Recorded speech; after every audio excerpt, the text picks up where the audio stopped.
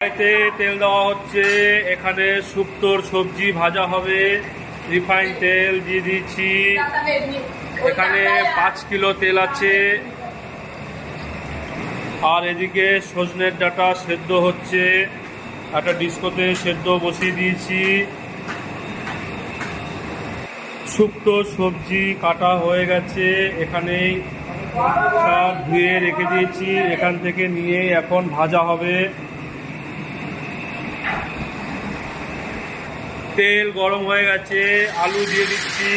শুক্তোর আলু প্রথমে ভাজা হয়। আলু ভাজা হয়ে গেছে।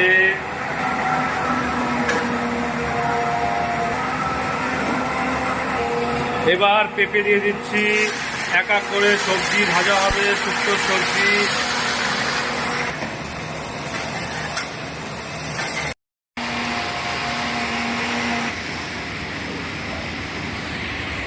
শুক্তোর সবজি সব ভাজা হয়ে গেছে। ভাজা কমপ্লিট।